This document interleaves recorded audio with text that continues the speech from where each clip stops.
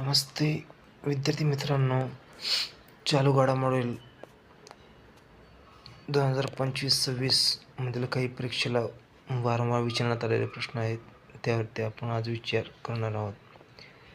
चला तर, आपण जर चॅनलला नवीन असाल तर चॅनलला सबस्क्राईब करायला विसरू नका आणि बेल आयकॉन या घंटेच्या बटनाला लाईक करायला विसरू नका. चला तर पुढील प्रश्नाकडे वळूया. प्रश्न क्रमांक 1. 2025 महिला प्रीमियर लीगचे विजेतेपद कोणत्या संघाने जिंकले आहे? तर या प्रश्नाचे योग्य उत्तर आहे मुंबई इंडियन्स आणि उपविजेता संघ ठरले आहे दिल्ली कॅपिटल्स. प्रश्न क्रमांक 2. 2024चा महाराष्ट्र भूषण पुरस्कार कोणाला प्रदान करण्यात आलेला आहे? तर या प्रश्नाचं योग्य उत्तर आहे राम सुतार यांना 2024चा महाराष्ट्र भूषण पुरस्कार प्रदान करण्यात आलेला आहे. पुढील प्रश्न क्रमांक 3. 2024-25 विजय हरारे कर्नाटक कोणत्या संघाने जिंकला आहे? तर या प्रश्नाचे योग्य उत्तर आहे कर्नाटक आणि उपविजेता संघ ठरला आहे विदर्भ. प्रश्न क्रमांक 4.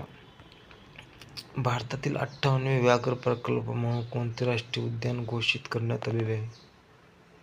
तर या प्रश्नाचे योग्य उत्तर आहे माधव राष्ट्रीय उद्यान. प्रश्न क्रमांक 5. भारताचे सध्याचे उपराष्ट्रपती कोण आहेत? तर या प्रश्नाचे योग्य उत्तर आहे जगदीप धनखड आणि ते किती आहे? तर ते 15व्या क्रमांकाचे उपराष्ट्रपती आहेत. प्रश्न क्रमांक 6. जागतिक त्सुनामी जागरूकता दिवस केव्हा साजरा करण्यात असतो? तर जागतिक त्सुनामी जागरूकता दिवस हा 5 नोव्हेंबर या दिवशी साजरा केला जातो. पुढील प्रश्न क्रमांक 7.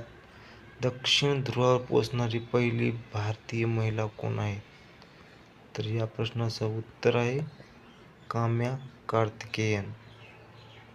प्रश्न क्रमांक 8. दिल्ली पोलीस आयुक्त कोण आहेत?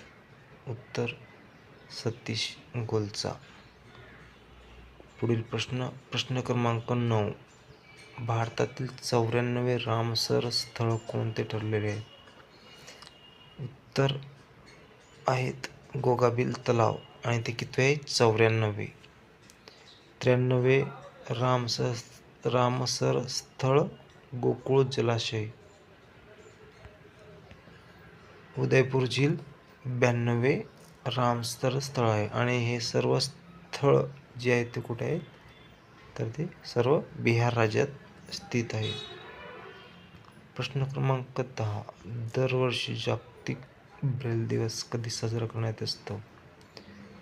तर जागतिक ब्रेल दिवस हा 4 जानेवारी या दिवशी साजरा केला जातो. प्रश्न क्रमांक 11. 100वे मराठी साहित्य संमेलन कोणत्या ठिकाणी आयोजित करण्यात येणार आहे? तर 100वे मराठी साहित्य संमेलन हे पुणे या ठिकाणी आयोजित करण्यात येणार आहे.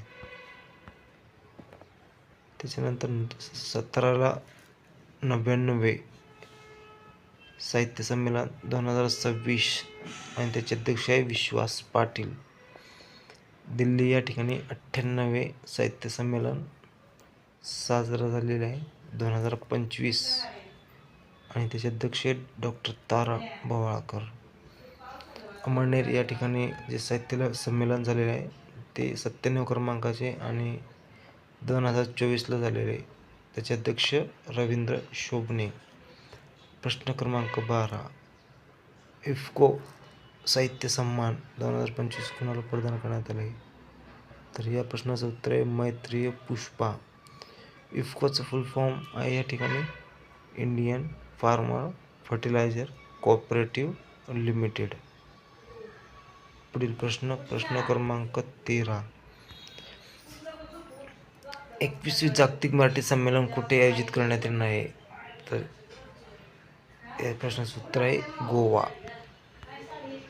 प्रश्न क्रमांक 14. 2025 आंतरराष्ट्रीय बुकर पुरस्कार कोणाला प्रदान करण्यात आले? तर या प्रश्नाचं उत्तर आहे बानू मुश्ताक यांना प्रदान करण्यात आलेला आहे. प्रश्न क्रमांक 15. 8वा वेतन आयोग स्थापन करणारे देशातील पहिले राज्य कोणते आहे? तर ते या प्रश्नाचं उत्तर आहे आसाम.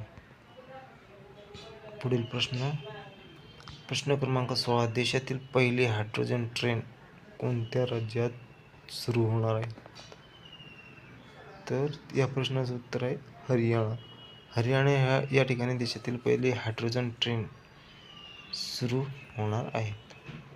पुढील प्रश्न क्रमांक 7. 100वे अखिल भारतीय मराठी साहित्य संमेलन कुठे आयोजित करण्यात येणार आहे? तर या प्रश्नाचे उत्तर आहे पुणे या ठिकाणी आयोजित करण्यात येणार आहे.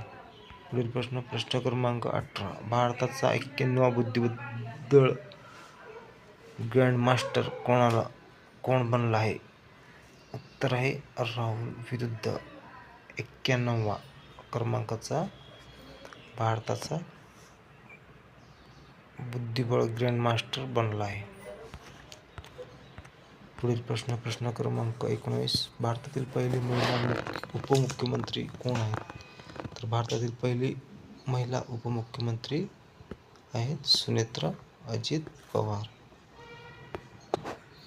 पुढील प्रश्न क्रमांक 20.